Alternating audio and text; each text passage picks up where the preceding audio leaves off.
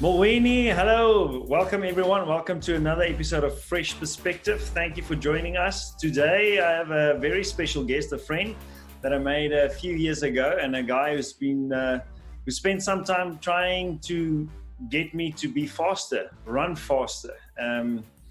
But he gave up after only 18 months. You saw that I won't be able to beat the Usain Bolt record, so he's like, okay, let's let it go. Anyway, what a long intro. Llewellyn Morkel, thank you, buddy. Thank you for joining me. No, thank you for having me, Joshua. All right, so my first question is an easy one. What is it that you do?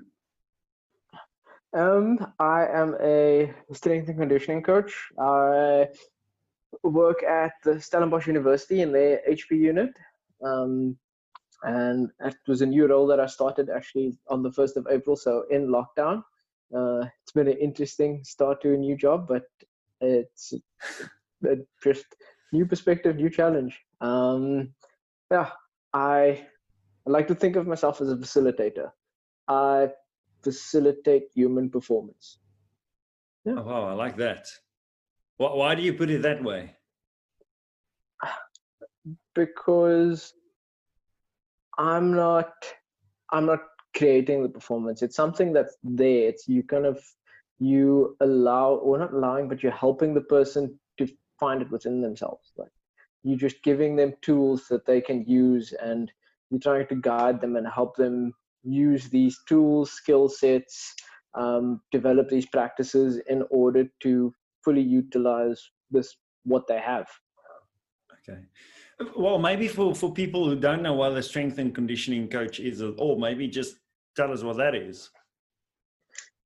So a strength and conditioning coach is the person responsible for developing the mostly general physical attributes for an athlete participating in a sport. So if you are a rugby player, the S&C coach is the person who does the gym work, the fitness, and now in modern day sport, it's also like managing training loads, so seeing how much the athletes or group of athletes are training and managing that so that we can kind of have optimal performance or minimizing injury and just kind of developing that peak level of performance and working towards the targets for the team or the competition.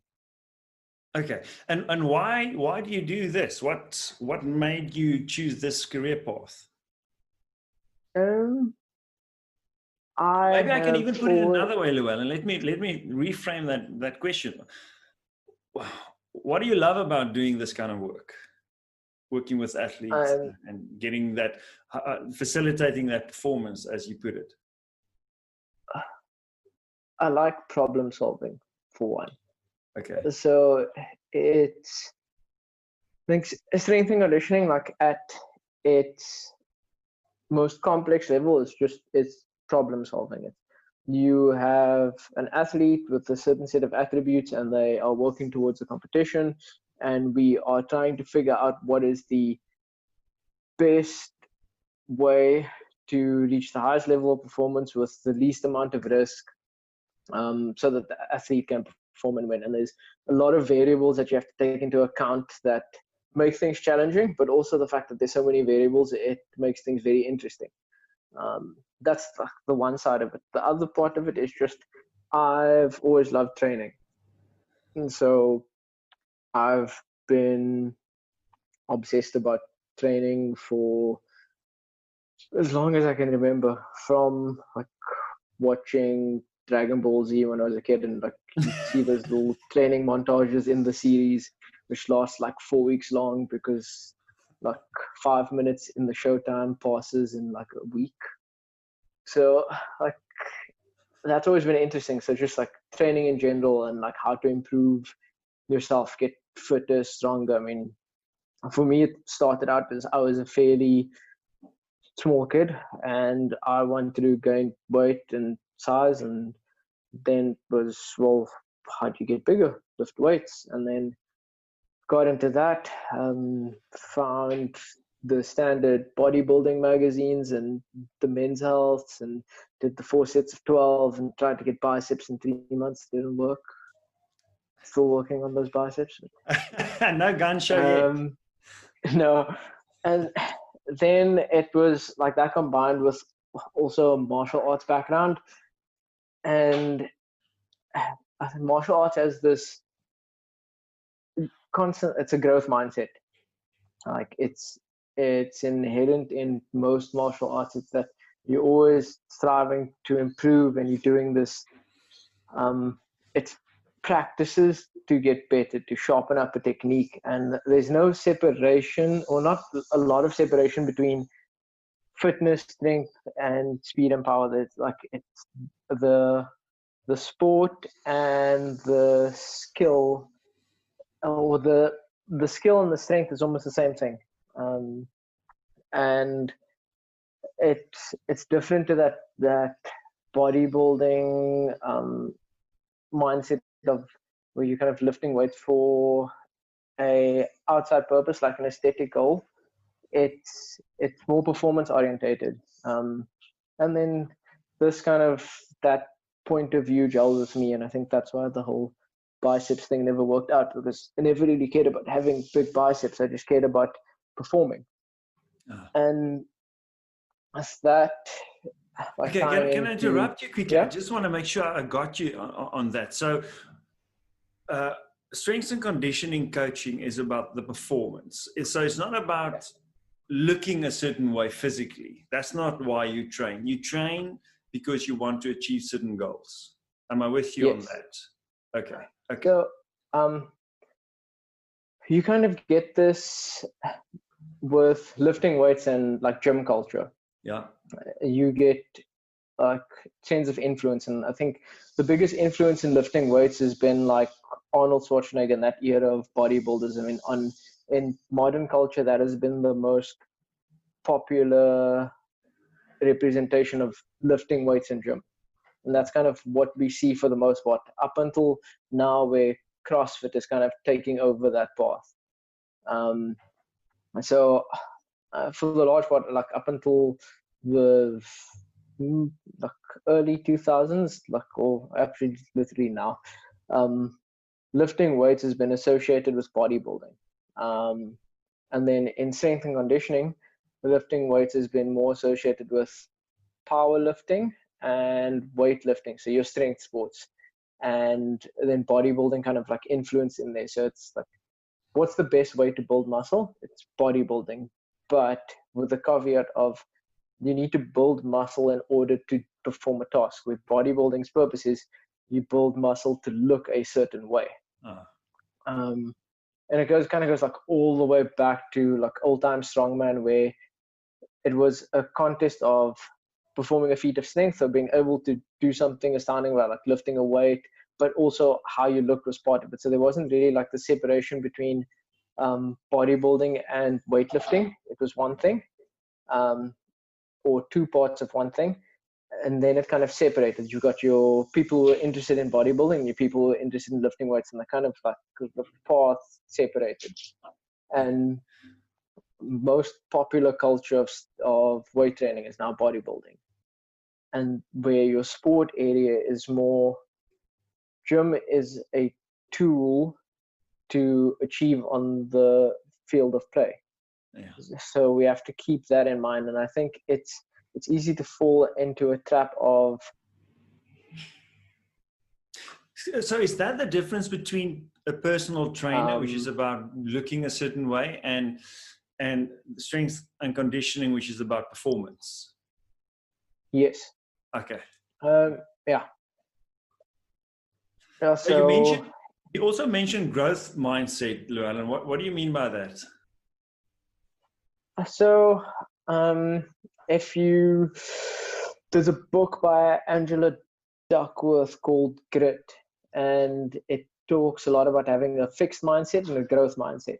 And a fixed mindset is you believe you have an ability. So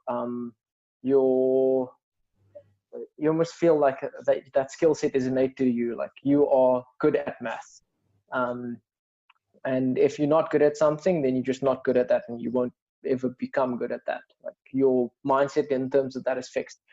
Where growth mindset is more kind of focused on, say, if you are not good at math, it's not that you attach yourself to that. It's a skill set that you can improve at. So there's growth within that. And I'm kind of oversimplifying and butchering the book a little bit. It's definitely a worthwhile read. But that sounds like a mindset from Carol Dweck. Are they kind of similar? Yes, I am confusing books. Yes, it is the Carol Dweck book, but they talk about it in Grit as well. Okay. I've read mindset. Yeah, but okay, got you.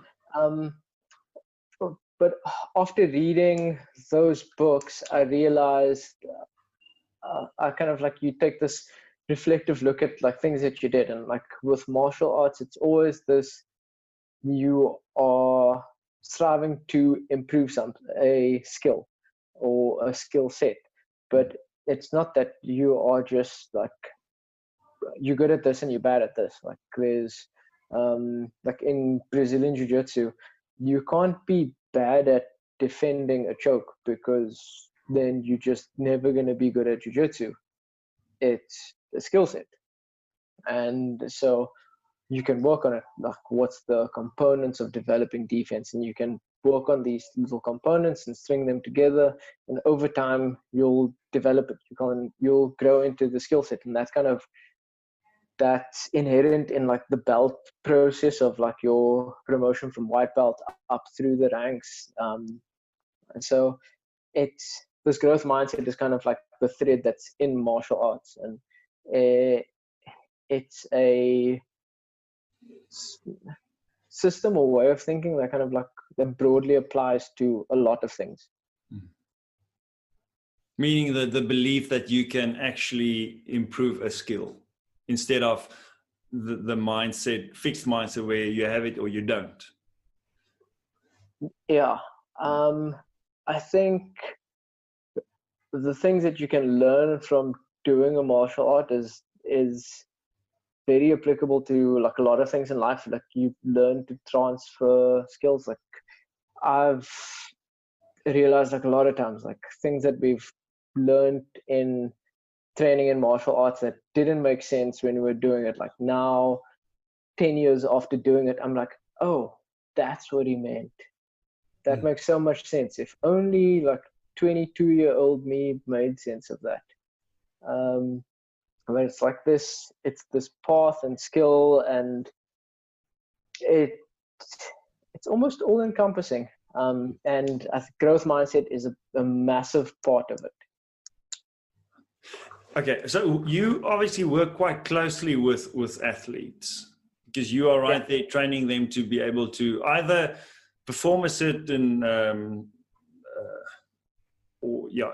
perform on the field, or help them in their recovery process. Am I right? Is that also part of strength and conditioning? How do you recover from an injury, and how do you help players do that, or athletes do so the recovery from the injury, it's depending on the injury, it's a process, or it's always a process, but depending on the injury, the duration and how the process operates changes.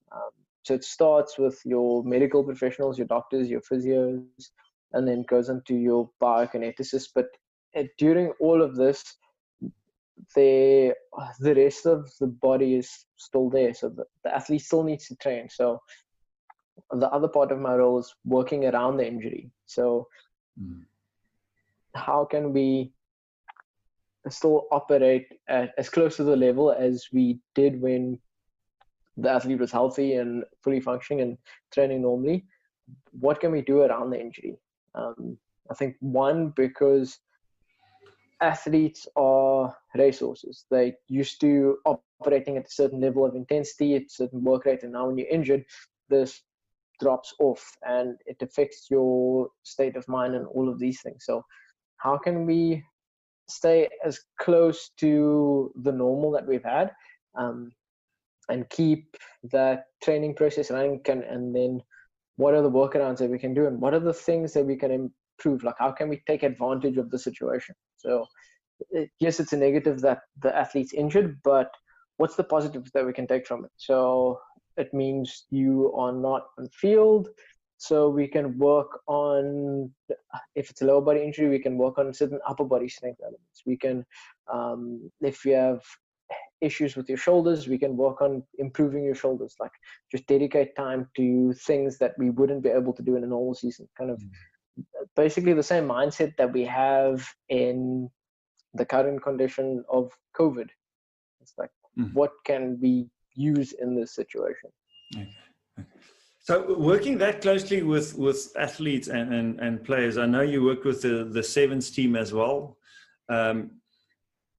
What do you see is like, what makes the difference for athletes who really cope well in terms of the mental strain they take when things go wrong, like an injury, and they are not able to perform or partake in an event or whatever? Yeah, when you are that close, you obviously you see some stuff. What are some of the things you've noticed that really put a strain on an athlete? Yes, I look a lot like the sevens conditioning coach, but I don't work with the sevens. I've worked with some of the players like an individual capacity. But to answer the question, I think it's how you perceive the situation is like one of the biggest determinant factors of your mindset around the injury and the process. I think there's always this process, like depending on how severe the injury is, but like what the initially like the loss, so what you've lost by being injured, like the opportunity you've missed out on, or what the injury has taken away from you. And I mean, it's valid, and you have to figure out how to deal with that, and you need to take time and process that. And I think that's kind of where a good mental coach or sports psychologist comes in to kind of help with those things. And then where the S&C coach, or where I can help with that, is just reframing the situation. So giving the athlete something to focus on. I think when we have something to aim for, we direct it and we have purpose, and then we know what we're going for. I think injury kind of like throws you off course. You don't know where you are. You don't know, okay, what do I have to do? Like, what's happening now? I was focused on this. I was working towards this thing, and now there's this wind that blew me completely off course. Now we have to kind of figure out what's happening. And I think the sooner you can figure out what's happening and then reframe the context of the situation, I think like everything is perspective. It can be a bad situation, or it can be a much worse situation, just depending on how you look at it. Can you say more about that? What do you mean? So, can you maybe share an example? Say a player is injured and cannot, perform or miss out on certain events. So, a player gets injured in a build-up to a trial game. So he gets injured and he misses his opportunity to attempt to make a higher team.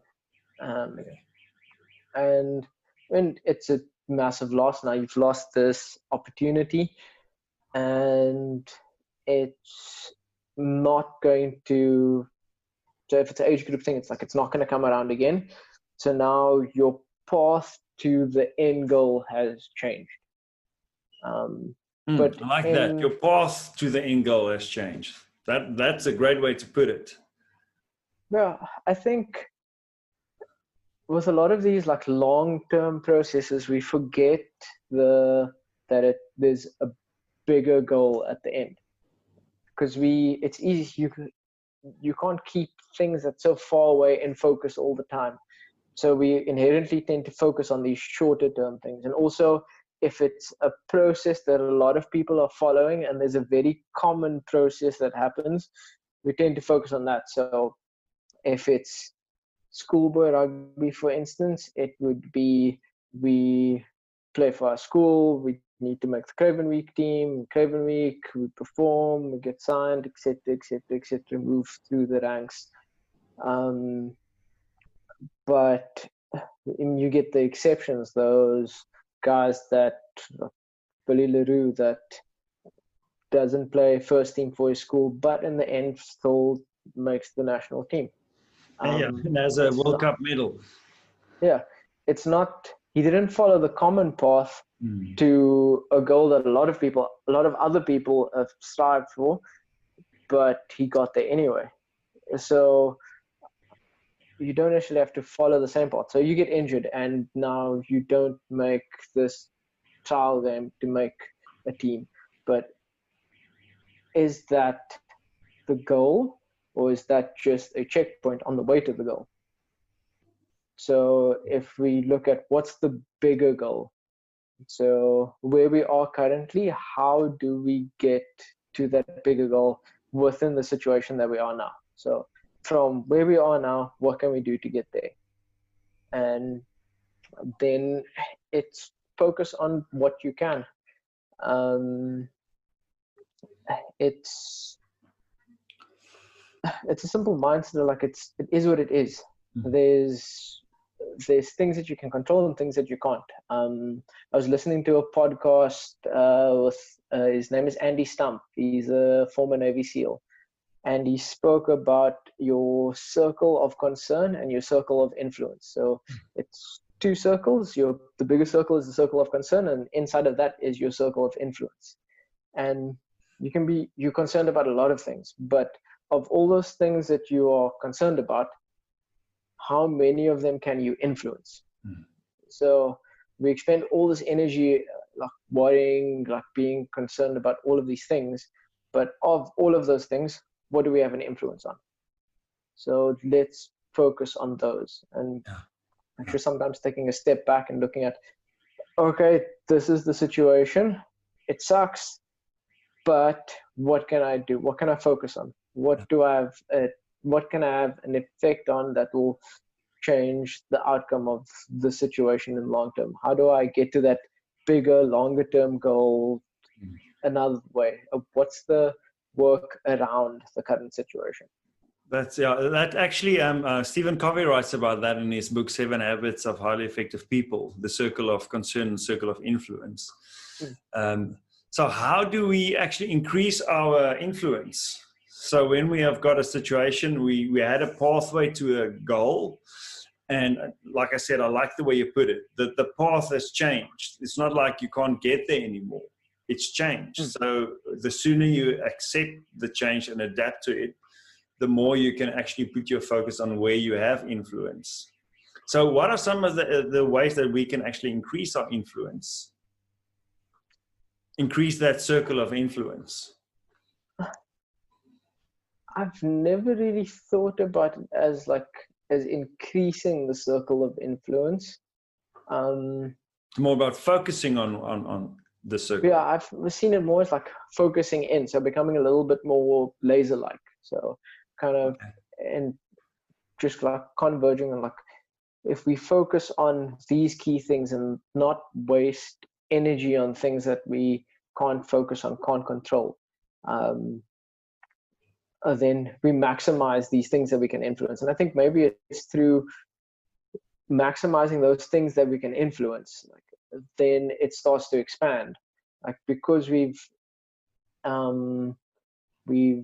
and let's go to the sport example. The athlete is injured and they can't train at full speed, but maybe they can do more like aerobic based work, just like base fitness, and with it you can tie in breathing work. So it's something that we can do. It's fairly simple. We can learn to more efficiently use our respiratory system. So now we can focus on nasal breathing, which is going to, one, help our stress levels, improve our aerobic response. It will improve our recovery. So when you have like these high intensity bursts, being able to come back to that base level again, it's something that we have an influence over that's going to help other things later. And that may be how you kind of expand that circle of influence. And I suppose as the situation progresses, you have more influence over things that are happening.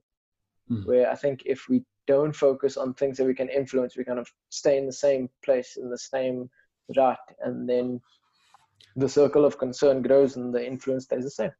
Yeah, and the energy is wasted, right? So if you focus your energy on the circle of concern, but the things that are outside of your influence, all that time and energy is wasted because it's got no effect.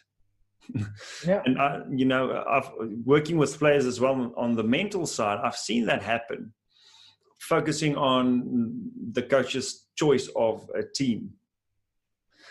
And obsessing about that instead of focusing on where they actually have influence, like training, developing skills, improving a skill set that's not quite on par yet. I've seen players not focus on that, instead focusing on and blaming, no influence, but they're still focusing on that. I think like those things are easy. Like it's easy to be negative. It's easy to be a victim. It's easy for the world and everybody to be against you. But it's hard to say, this is my fault.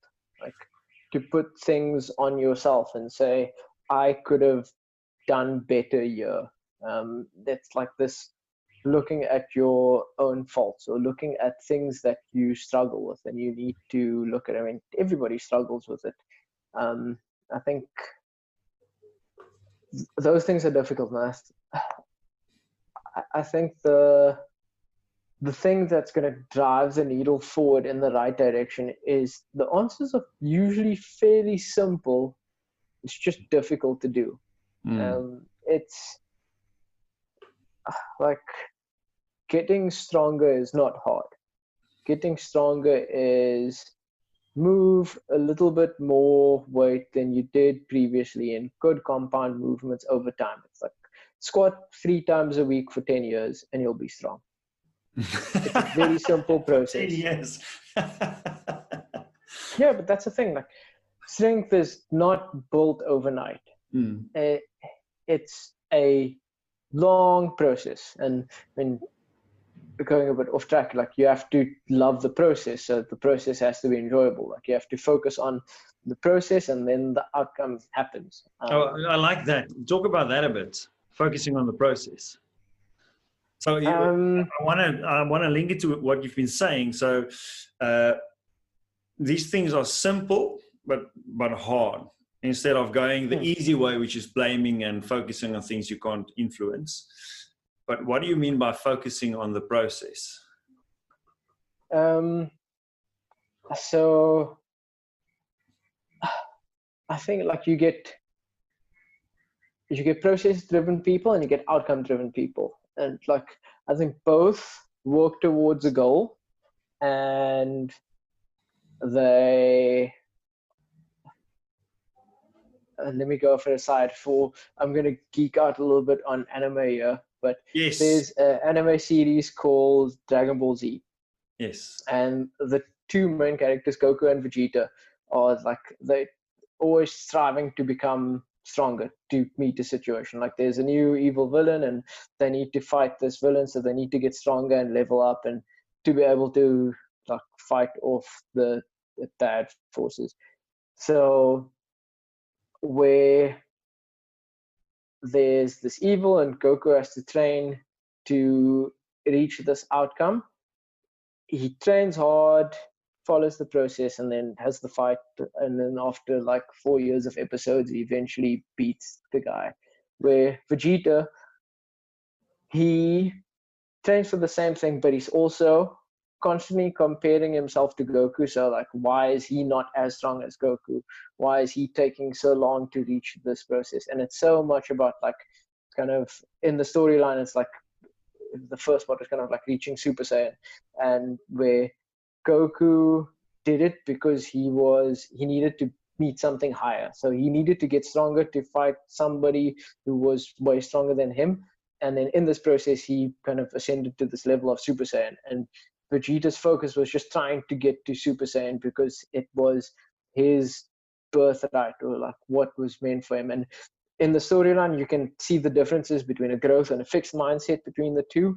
You can see the difference between process driven and outcome driven. And you can see somebody who enjoys the actual process of doing the work, even though the work is hard and there's suffering and it's challenges. They enjoy what they're doing, versus somebody who's doing all of these things that they don't like to do, that put themselves in this place of suffering, this challenge, just for the outcome. And I mean, in the storyline, they hit the outcome, but what happens if they don't? I mean, in the storyline, that character is never as strong as Goku. And if you look at it, and it's a weird thing with like a lot of Japanese like anime series, you find a lot of parallels like that. You'll have two characters in the storyline following the same kind of story arc and process, and it kind of goes into this whole Joseph Campbell's hero's journey, which is another interesting thing. But it's about just finding enjoyment in what you're doing. So like training can be hard, but things that are difficult doesn't necessarily have to be bad. I mean, you can suffer but in training and hate it in the moment, but that joy that it brings you afterwards. I was listening to a hunting podcast with Steven Ranella, and he talks about you get two types of fun. You get like fun that's in the moment, like going on an amusement park ride, like you're at the park, you enjoying that. Or you get these things like you go on a trip and you're hiking and it's cold and it's raining, but you with your friends and you're like in this awesome surroundings, but it's like the weather's miserable and it's cold and your socks are wet and just like it's not a fun time. But afterwards, like every time you get together with those friends, you have the stories, you think back on like what you did, like the funny little moments in between all of the suffering. Like it's an experience that brings you happiness afterwards. Like in the moment it wasn't great, but for years and years afterwards you have this moments that you've kind of spent with friends. Like whenever you see those friends, you remember that. It's like it's always the stories. Like I mean, our stories like that with my friends, and it's that I think that kind of separation, like well not separation, but that difference between like training where it's difficult but you enjoy it, and like enjoyment can be the people that you do it with, like what you are training for, what you focus on while you do these things. Like it's a very complex process, and I think finding joy in the process is different for everybody. It's just about you finding your joy in your process. People also seem to lose momentum and motivation when they only focus on the outcome. So you said outcome focused and process focused, because there's no joy until you reach the goal. And if you don't reach the goal, I mean, there's absolutely no joy. But if you focus on the outcome only, the whole journey towards the outcome is suffering. And then the reward is actually diminished once you reach that goal. But if you take it the other way, like you described now, enjoying the process and seeing the process as the goal, staying in the process as the goal, I mean, then you are rewarded the whole time through. Does that make sense? Yeah. Okay. It's I mean, there's a lot of stories or parables that feature this idea and this like this concept of like process versus like outcome. And like if you're so outcome focused, then even if you do reach the goal, then it's like, then what's next? Then you have to set another goal, and then it's gonna like work towards that. But then I think life is the thing that happens in between goals, or like the checkpoints that we set ourselves. So if all we focused on is I need to reach this goal, and then now I've gotten this, now this is the next goal, you get so caught up in just like doing the work, getting to this thing. Like, what have you done in between? Like, have you enjoyed the process? Like, if you look back, was it worth it? And so I think like with it sport and makes sense. everything, I think. Yeah, it makes complete sense to me. So I sometimes I hear people saying things like, I'm working hard now, so I'm putting in all the extra hours and the overtime and all of that, because once I get that goal, then I'll be able to relax and slow down and spend time with the family and so on. But once they get there, it's just what's next. It's like they've developed a certain lifestyle and mindset on their way to the goal. And if it seems to me that if you don't do that consciously, understand that you are developing a certain mindset in the process of reaching the goal, you just continue that mindset even after reaching the goal. Yeah, I think like, especially I think for people like, for high achieving people, or people who are like very driven, or to just kind of get like caught up in the momentum of what they're doing, I think it's easy to do that. And I find myself doing that sometimes with things like, you just kind of get caught up in this go. So like, I'm doing this now, like I need to do this is the next thing. Like, you have this project list of all these things that you want to do and complete, and you just kind of like going, and you're just feeding off momentum. And then, but if there's something that forces you to stop, or you happen to stop, and you realize like, yeah, I've missed out on these things, and it's like for no particularly valid reason outside of just that I've been telling myself the story that I need to do this, and then once this is done, I can stop and I'll be able to rest then. And I mean, I think there is time for sprints like that in a task, or in like in working towards something, but you have to have something or someone or a practice that keeps things in perspective. Like, I've read it a bit like in I think it's a book about, or Seneca, I think it's called On the Shortness of Life, and he talks about these like practices, like these stoic practices, and like meditating on your death and those things. Like, I think about it, if you are this driven person, and you tell yourself the story of, I'll be able to rest, I'll be able to spend time with the family once I finish this. It's like, what if you die tomorrow? It's like, that's not there. Like, you don't get to spend time with family. You don't get that story that you tell yourself. So it's like, if I'm not doing everything I can to maximize my whole life, is this picture worth it? And maybe it is worth it for you, but like, I think it's important to like have those things in perspective, and maybe you do have to do that. I mean, like, Elon Musk does have to work 14-hour days and sleep on a couch at Tesla to do what Elon Musk does. But does things fit into his perspective of the world, the perspective of how he operates in the world? I suppose it does. But if you are happy to say that you just kind of it's more likely like the scenario in like a business context. So if you are working these long business hours and putting in all of this time, and you tell yourself, so that later I'll have time, like just having this thing that helps you reevaluate what you're doing in your process is a good thing. Just having a perspective giver. It makes sense. So books sometimes can do that for us, change our perspective and give us a bit of clarity. So you've mentioned grit. by mistake, but also mindset. And now you're talking about Seneca on the shortness of life.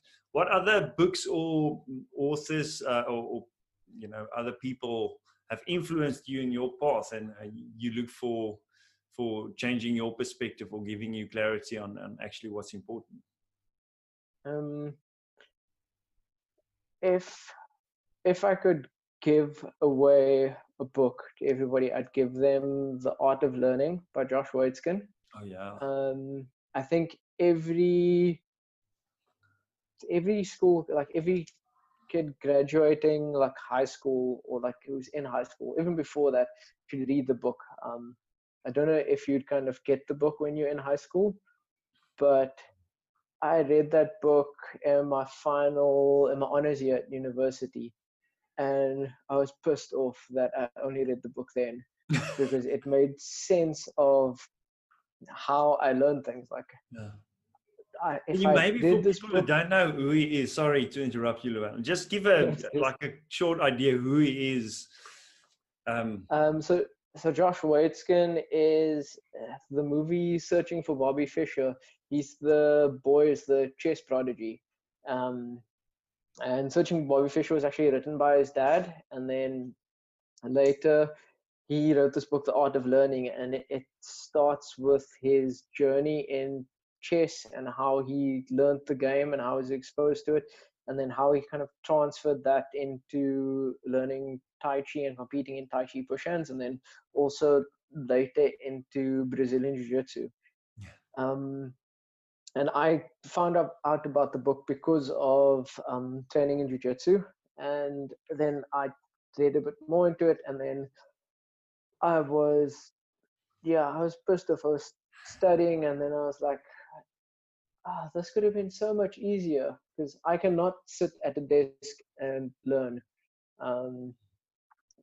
My mind generally thrives in a little bit of chaos, so I'm the person that's walking up and down the library and kind of going through things, and I'd be studying and I would have no clue what's going on, but I know, like, in a couple of days I'll know what's going on. It's gonna happen. It's just I don't know exactly how, but it happens. So I just kind of do what makes sense.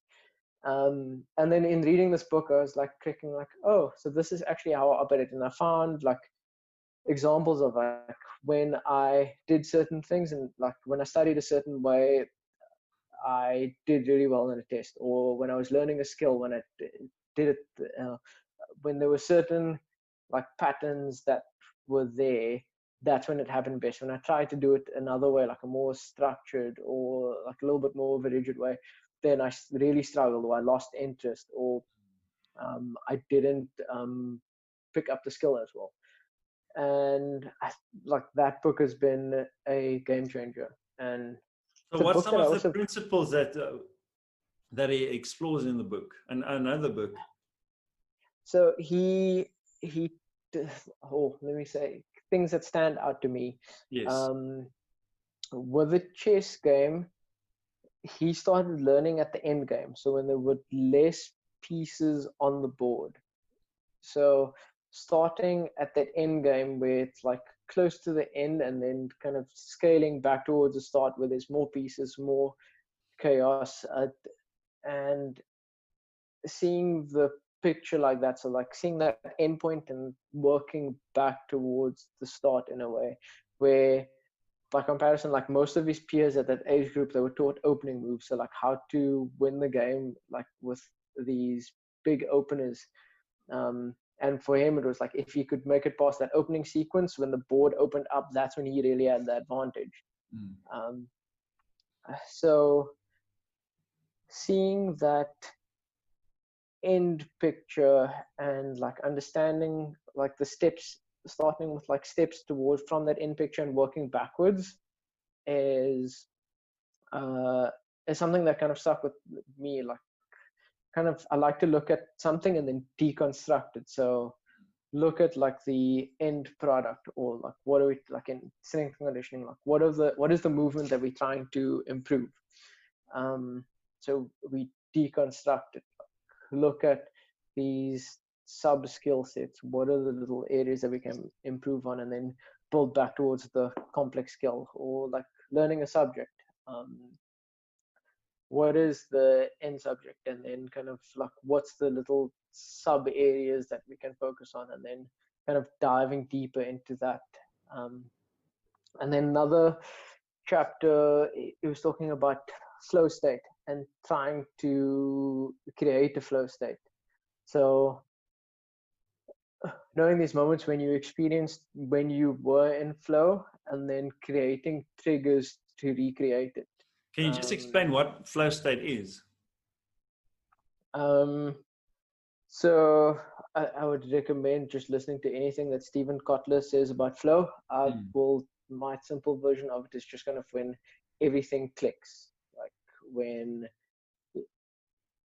things feel effortless, like you sit down to read something and like all of a sudden it feels like it was 20 minutes and it's been 4 hours.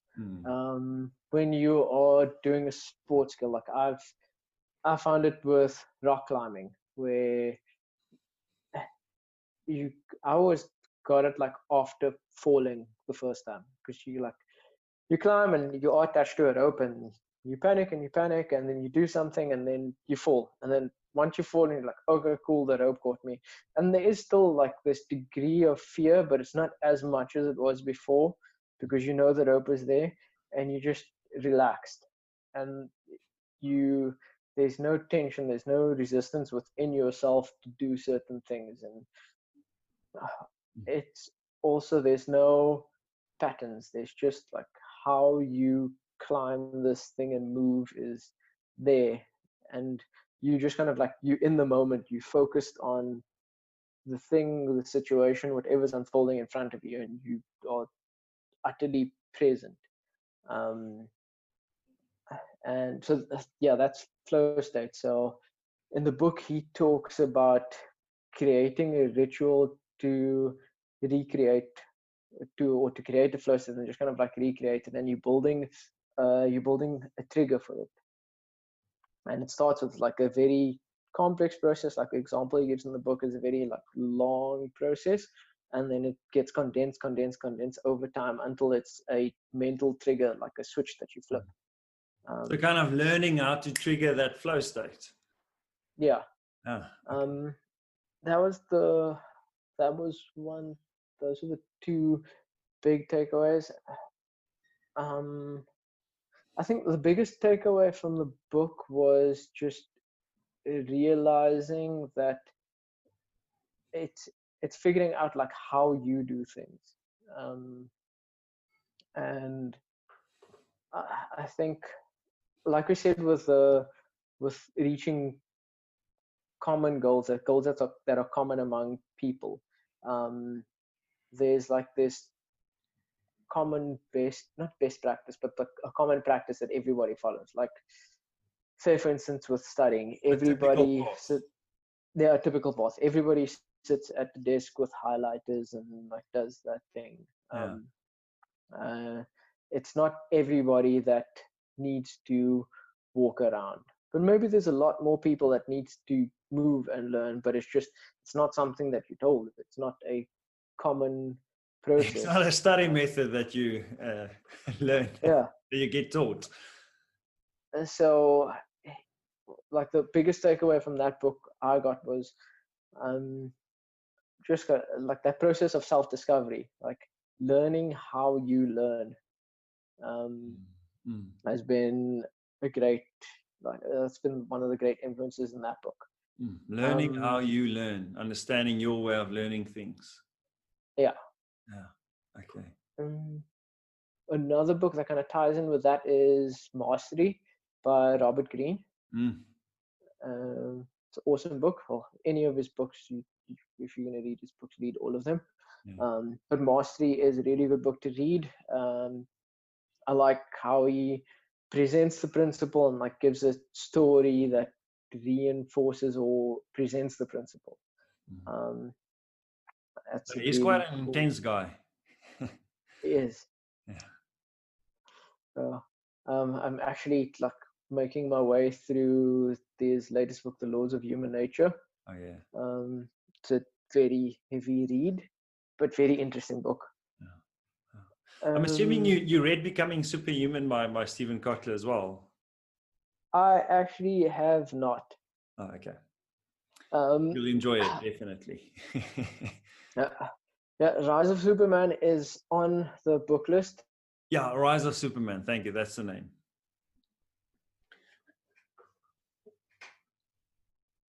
What stood out for me in that book is how extreme athletes actually go into that flow state quicker because of the high stakes. So that kind of causes them to be able to go into the flow state because they are kind of forced because of the high risk to focus more, to be more present in the moment. But anyway, when you get around to reading The Rise of Superman, I'm sure you'll enjoy it. I was telling you about Stephen Kotler. I don't know which part you got. So I've listened to a lot of podcasts with him, and a lot of people who I know have read his book, The Rise of Superman, recommended. Yeah. So it is on the reading list. It's just it got bumped a few spots by some other books. Yeah, no, it's quite fascinating what he explores in terms of extreme sports. I also read Stealing Fire. Yeah, how people get into the peak state using all kinds of different methods and stimulants and drugs and whatever. So it's an interesting avenue to explore. But keep it on your list for when you get there. Okay, so if people want to reach you and contact you, Llewellyn, how do they go about that? Where can they follow you or see what you're up to? He's probably just Instagram at Llewellyn M Performance. Yeah, and just search Llewellyn Morkel on Instagram and you'll find my account there. Yeah, and that's kind of where I put most things out. I've kind of stepped back from sharing a lot of content lately, or for the last while. But I'll get back into it. It's kind of been more of a learning, researching phase, and now I'll just start documenting and sharing a bit more. Okay. And any perspective that you want to share to athletes or people trying to get to that next level? As someone that's worked so close with so many athletes over many years. I include myself in that elite group of athletes, of course. As soon as touch rugby makes it into the Olympics. I'm going to be in the team.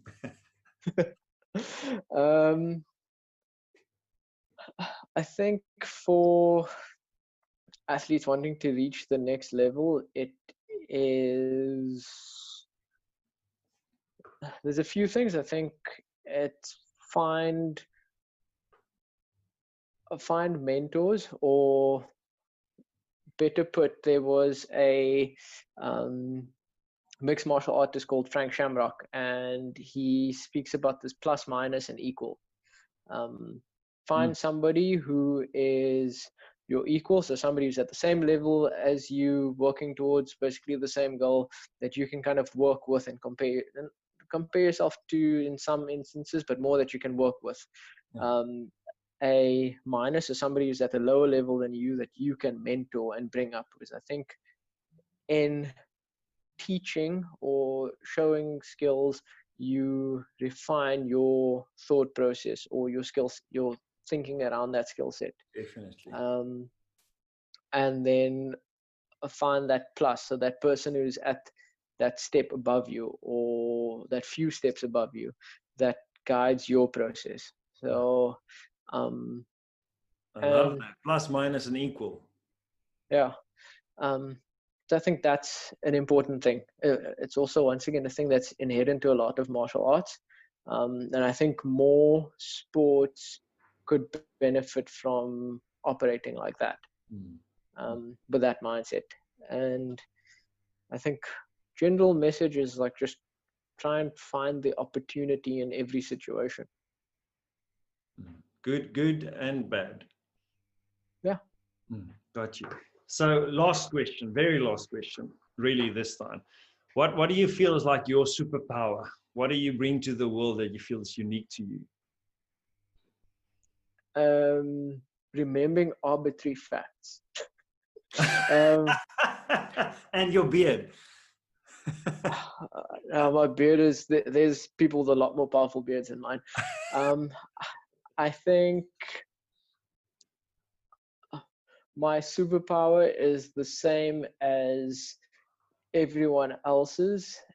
I think only the only difference maybe is that I've started to embrace mine a little bit more. I've put together my different interests and connected the dots. So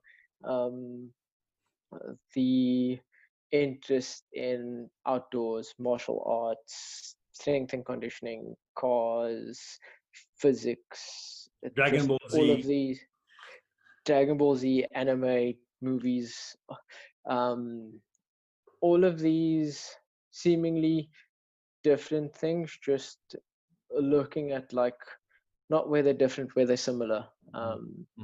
Like what is so awesome about Dave Grohl playing all of these instruments, like,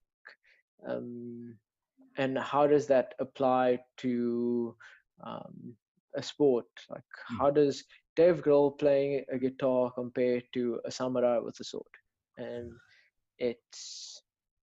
I'll summarize everything with a quote by Miyamoto Musashi. He wrote the Book of Five Rings, and he was a samurai who fought in, I think, 60 duels and never lost. And in his book, there's a quote which says, "Know the way broadly and see it in all things." And I think that's what I try and do. Very cool. See the connection between everything.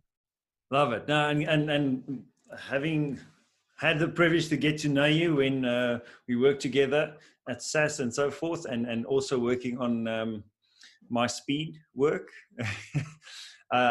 I definitely can confirm that that is your superpower, being able to connect many things. And that's what I found so interesting in talking to you, and why I wanted to have you on the podcast is you are interested in many different things, but you are able to link them all back to what you're actually trying to do, whether it's working with athletes or in your own life and where you're heading. So yeah, it's been great having you, Llewellyn. Thanks a lot. Thank you for having me. I really enjoyed it. Yeah. Cool. Maybe we'll do it again. Hopefully, yeah.